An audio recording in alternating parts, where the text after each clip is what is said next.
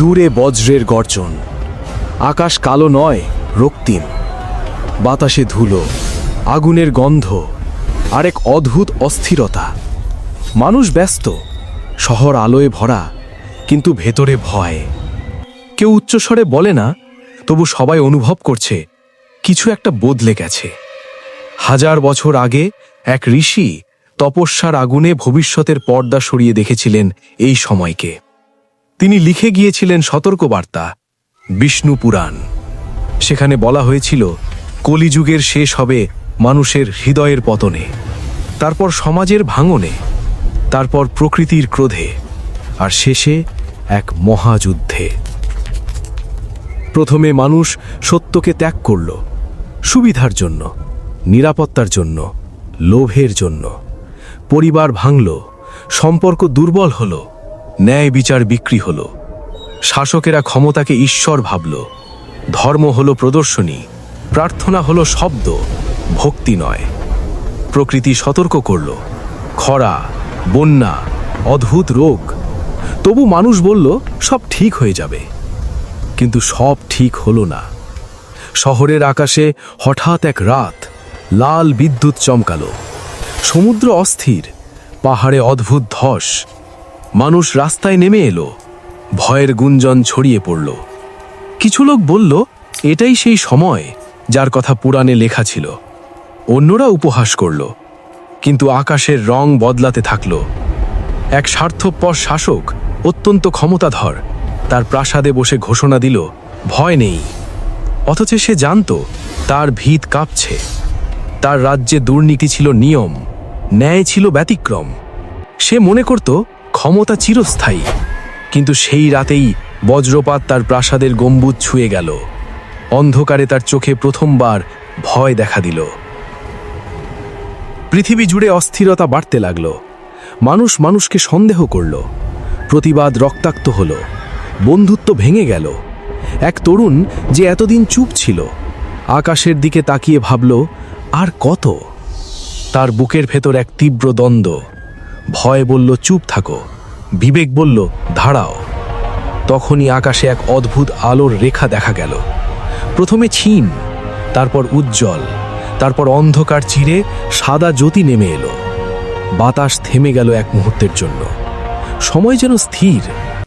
সেই আলো থেকে উদ্ভাসিত হলেন এক যোদ্ধা।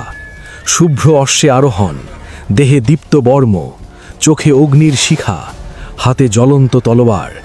তার উপস্থিতিতে বাতাস কাঁপল, ভূমি কম্পিত হল। তিনি কল্কি। কেউ তাকে ডাকেনি, তবু তিনি এসেছেন। কারণ অধর্ম সীমা ছাড়িয়েছে। শাসকের প্রাসাদে অন্ধকার নেমে এলো। সৈনিকরা অস্ত্র তুলল, কিন্তু তাদের হাত কাঁপছে। কল্কি নীরব। তার নীরবতাই বজ্রের মতো। তিনি অশ্বকে এগিয়ে দিলেন। তার তলোয়ারে আগুন জ্বলছে, কিন্তু তা শুধু ধ্বংসের আগুন নয়, শুদ্ধির আগুন। প্রথম সংঘর্ষ হলো বজ্রপাতের মতো দ্রুত। অত্যাচারী সেনাপতি তলোয়ার তুলল, কিন্তু এক ঝলকে তার অহংকার ভেঙে গেল। রাজ্যের আকাশে বজ্রের শব্দ, মাটিতে ধুলো, মানুষের চিৎকার, সব মিলিয়ে এক মহাযুদ্ধ শুরু হলো। কিন্তু এই যুদ্ধ কেবল অস্ত্রের নয়, এটি ন্যায় আর অন্যায়ের যুদ্ধ, ভয় আর সাহসের যুদ্ধ, লোভ আর সত্যের যুদ্ধ। যে তরুণ এতদিন দ্বিধায় ছিল, সে দেখল যোদ্ধার চোখে কোনো ঘৃণা নেই, আছে দৃঢ়তা। সে বুঝল কল্কি কেবল ধ্বংস করতে আসেননি, তিনি জাগাতে এসেছেন। তরুণটি সামনে এগিয়ে এলো। তার মতো আরও অনেকে। তারা অস্ত্র নয়, সিদ্ধান্ত তুলে নিল। তারা অন্যায়ের বিরুদ্ধে দাঁড়ালো। যুদ্ধ ছড়িয়ে পড়ল রাজ্য থেকে রাজ্যে। দুর্নীতিগ্রস্ত শাসকেরা এক একে পতিত হল। প্রাসাদ ভাঙল, কিন্তু মানুষের মন গড়তে শুরু করল। কল্কির তলোয়ার যেখানে ঝলসে উঠল, সেখানে অন্ধকার সরে গেল। কিন্তু তিনি নির্বিচারে আঘাত করলেন না। তিনি লক্ষ্য করলেন শুধু অত্যাচার, শুধু পাপ, শুধু লোভের দুর্গ। শেষ সংঘর্ষে সেই স্বার্থপর শাসক নিজে সামনে এলো। তার চোখে আর অহংকার নেই, আছে আতঙ্ক। সে বলল, ক্ষমতা আমার। কল্কির উত্তর ছিল নীরব। এক ঝলক আলো, এক বজ্রধ্বনি, আর ক্ষমতার মিথ ভেঙে গেল। শাসক পতিত হল। আকাশে লাল রং ধীরে ধীরে ফিকে হল। ঝড় থামল, ধুলো বসে গেল, মানুষ চারিদিকে তাকালো, অবাক। তারা দেখল শহর ভেঙেছে কিছুটা, কিন্তু আকাশ পরিষ্কার। সূর্যোদয়ের প্রথম আলো মাটিতে পড়ছে। কল্কি স্থির দাঁড়িয়ে আছেন, তার তলোয়ারের আগুন নিভে গেছে, এখন সেটা শুধু দীপ্ত। তিনি চারিদিকে তাকালেন, আর মানুষ তার চোখে দেখল কঠোরতা নয়, করুণা। তারপর তিনি আকাশের দিকে অশ্ব চালালেন, আলোয় মিলিয়ে গেলেন। কেউ জানে না তিনি কোথায় গেলেন, কিন্তু তার যাওয়ার পরেও বাতাসে রয়ে গেল এক পরিবর্তনের অনুভূতি। তরুণটি, যে প্রথমে দ্বিধায় ছিল, এখন দৃঢ়। সে জানে যুদ্ধ শেষ হয়নি পুরোপুরি, কারণ কলিযুগ কেবল বাইরে ছিল না, ভেতরেও ছিল। কিন্তু এখন মানুষ জানে অন্ধকার চিরস্থায়ী নয়। সূর্য উঠল সম্পূর্ণ, আকাশ সোনালি।